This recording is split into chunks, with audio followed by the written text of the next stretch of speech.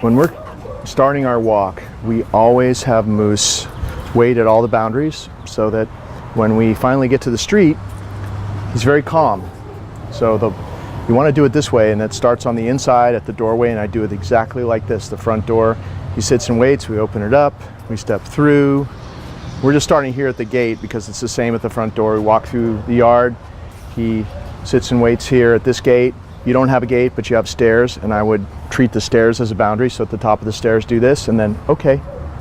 And make sure that he doesn't pull you down the stairs or through boundaries, through your front door. See how I did a little left turn? And just to make sure that he was walking slowly and not pulling me through and not racing, I kind of tapped him as I went through. Because as you know, he used to be a big puller. At least when he came here the first couple of weeks, he pulled like crazy. So it took a while to get him to walk slowly and walk next to me. And that now we're on the street. The last thing we have to do is a curb, and then we can let him be free. But the reason for doing this is that if you start the training on the inside of your front door and he has to wait at every boundary exactly like that, it's really important that you do it that way. You have him sit, you step through, he waits till you step back, and then you take him through. You're accentuating the fact that that's your boundary. He doesn't get to race through after you. You're never going to call him to you through a boundary, because all you do obviously would be to teach the dog to race through and follow you through a boundary, and that would happen when you really didn't want it to happen, if the front door was ever open by mistake and he was right there. So the whole message obviously would be, you only go through that boundary if you go through with me, next to me, calmly, and don't pull. So if you always count the boundaries and treat the boundaries this way, you have a much higher likelihood of when there's an emergency, that door's open, he's there, he has to stay in there, but you can't watch him. You have a much better chance of him doing what you always do when you have a leash on him, which is to wait at that boundary until you come back, because he doesn't go through it to follow you or race through there. He just doesn't do it anymore because of the way you handle him when you take him on walks or take him out through the front door or through gateways. So that's why we do that. It's also great for his sitting skills, and it's a really great way to keep him very calm and stable by practicing with boundaries like this. Okay.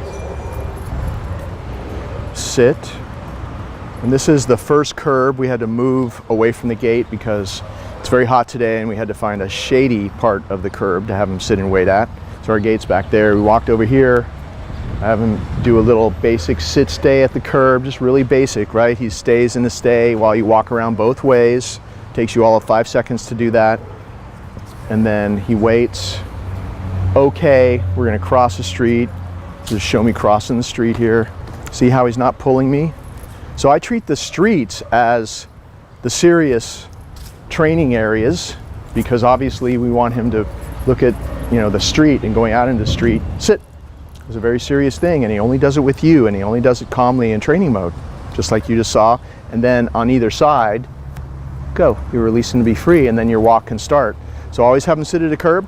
Takes you like 10 seconds probably. Have him sit, do your walk around, sit, stay, cross the street in a very structured way in training mode, as you just saw. Have him sit on the other side, release him to be free. And most of the walk can be like this. And really the only thing you're going to pay attention to is keeping that leash loose, because a tight leash or anything like this causes stress and overstimulation, and that's our enemy, of course, when we're walking a dog.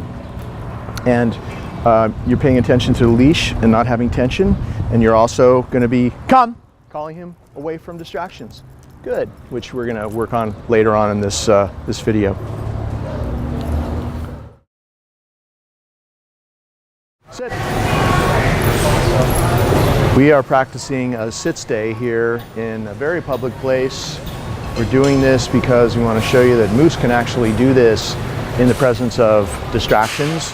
So it's not just in a yard where nothing's going on. Go ahead, you can walk past. See, there's a lot going on actually. And he's really developed a great sit stay. Good, see how I reward him? I walk back next to him.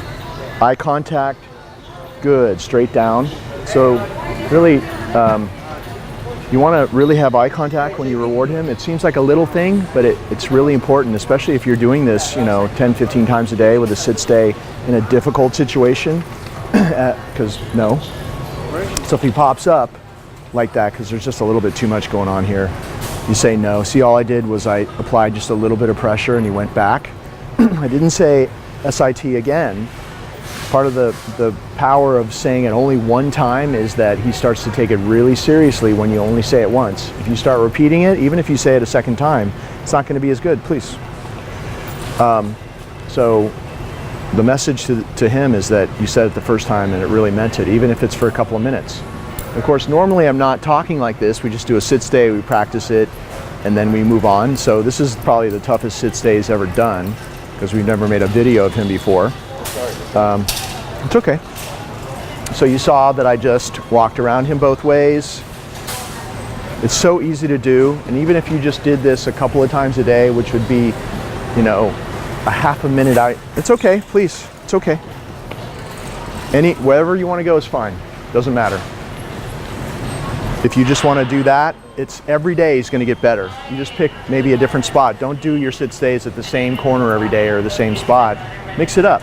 As you can see, he's got a really good focus now. The byproduct of having this focus, it's okay, is that when we release him out of the sit-stay and the downstays that we do, he's a little bit calmer, he's a little bit more stable, a little bit more able to handle the stresses of everyday life. Doesn't, you know, reach the breaking point as fast as he used to. And the more you do this, the calmer he gets and the less susceptible to stress he becomes over time, because you're training his brain when you're doing this. And so we're doing it in a way that actually it's all about the byproduct of being able to do this that affects him 24/7. So you saw if you make a mistake what you do. This is really hard. So these people are walking past and no, it's okay. Good, he deserves a reward for that. Eye contact, straight down. Do not do this, because then you relegate yourself to his valet. He waits for the hand to come out of the sky. He's not looking at you. It's okay. So always the eye contact, straight down. It's such a more powerful, no, it's okay, go. Such a more powerful way to do this. And you see the sit-stay that he's developed. No, he's getting tired now, he wants to go into a down. Nope, so if that happens, the other way to correct him and reset is just say no, and reset him and put him back. It's just a little bit of pressure like that. And the only way that he leaves his sit-stay is either you pat his chest and say go, and he's free, or you say okay, and he walks with you. In this case, I'm gonna say go, and give him a little free moment. That was really good. That was tough.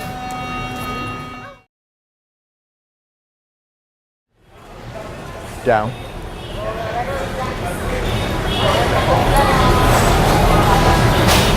So I helped him do this, and you saw my left foot, because in a stressful situation where there's a lot going on, he might hesitate when you say down and might need a little bit of help. But as you practice that way, the way I did it, where everything happens at once, down like that, very quickly, you won't have to do that part anymore.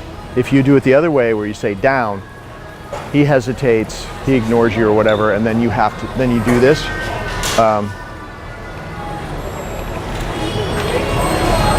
Just watching people, there you go. You'll get stuck in that pattern, and that'll be the way it is for the rest of his life. You'll say it, he'll ignore you, and then he'll think, now he's gonna force me down. So do it all together, and very quickly, you don't have to do the physical part where you touch the leash with your foot. He'll just go down with the words.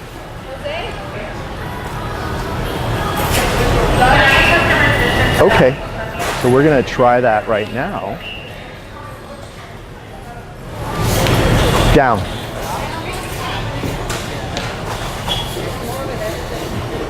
So you see how it ends, he starts doing it. That time I didn't even touch the leash. All I had to do was just lift my foot a little bit. Pretty soon you'll just say the command and he'll just drop. The stay is built into down, so you don't have to say stay. I've never said stay to him. He knows that when I say down, it means to stay there until I release him. So if I wasn't talking to you now, I really wouldn't have said anything but one word, just down to him. Less is more, definitely.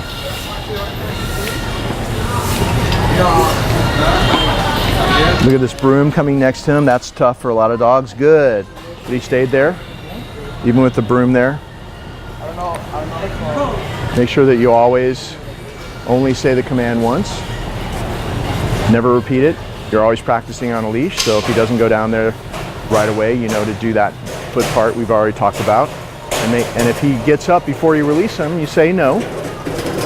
And you just put him back. He has to wait until you come back next to him. This is the only way that he leaves a downstay. Come back next to him, you say, okay, okay. Have him sit and release him from a calm sit stay. Everything starts with a calm sit stay and ends with a calm sit stay. The reason you don't release him from a downstay is because dogs will very often be anticipating that, and they'll jump up and run around and be all excited, and it destroys the calmness we're trying to build in the dog. So you saw how calm he was when I said okay. He sat, and then he's waiting to be released. Go.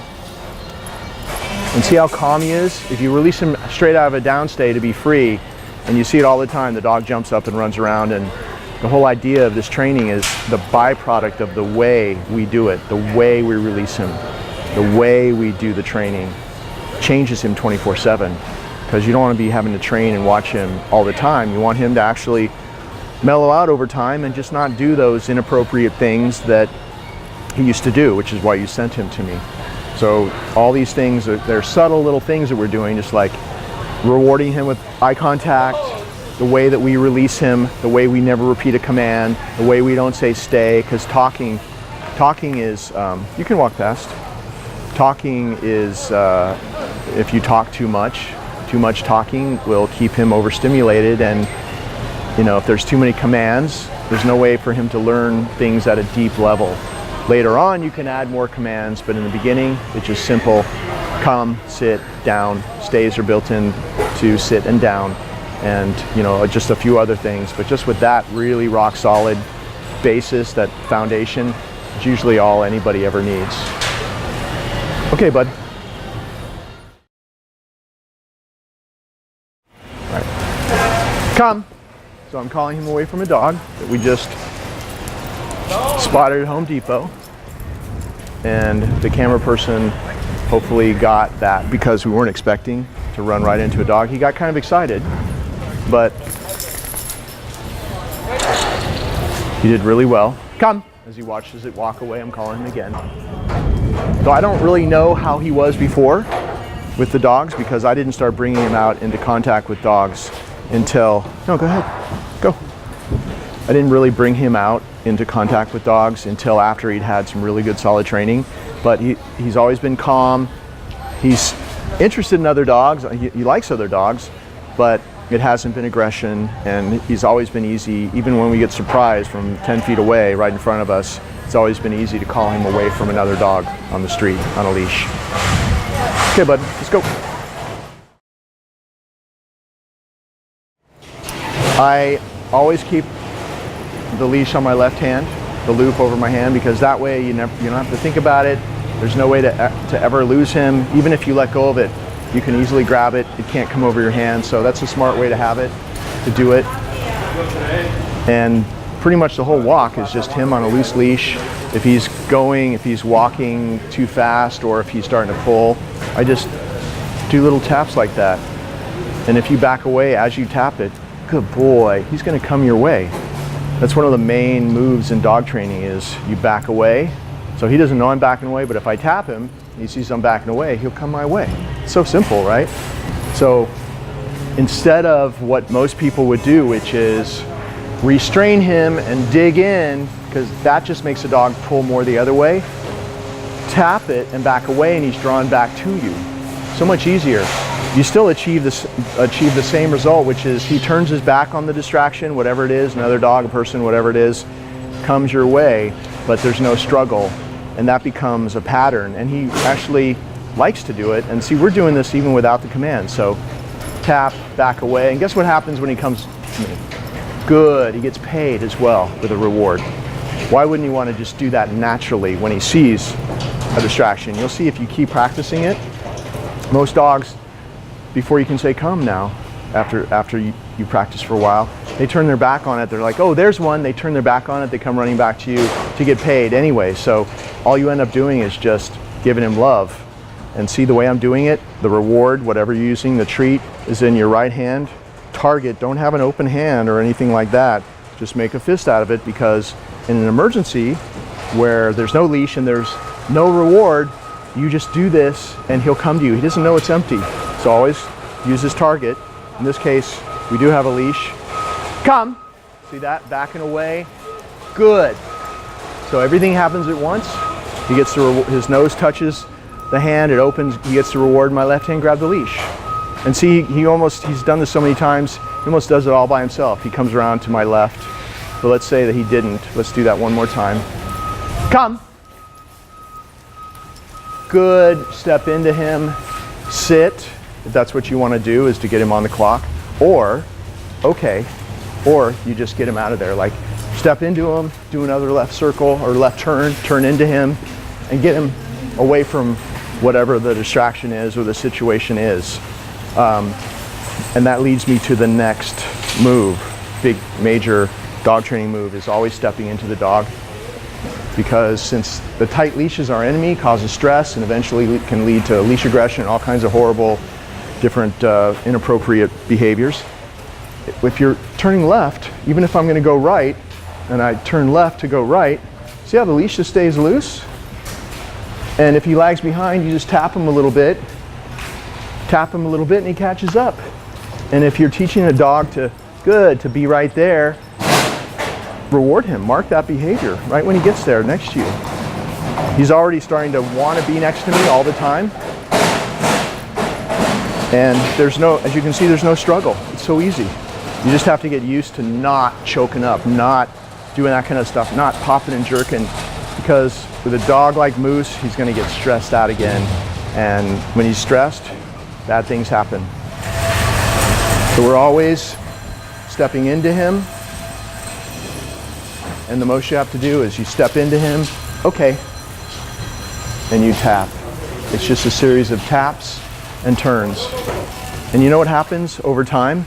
If he's always used to being next to you because of the way you handle him, that becomes a norm, and pretty soon he's just always here because that's the only way it ever goes. And it starts taking off by itself and just happening. And you don't have any more pulling, and you know, it's just natural for him. But it always has to start with, you know, once he comes back to you for practicing this for a while, it's different with different owners and different dogs, depending on how closely you do it, the way that I'm showing you. Also depending on the dog, but he's already obviously doing it. So in most cases, it's about the owner doing what the trainer has done. You do these moves, you get this behavior. So it's just about you practicing. Take your time and don't stress yourself out and try to be perfect. But over time, just keep watching the videos and practicing the things we practice in person, and Moose will keep getting better and better.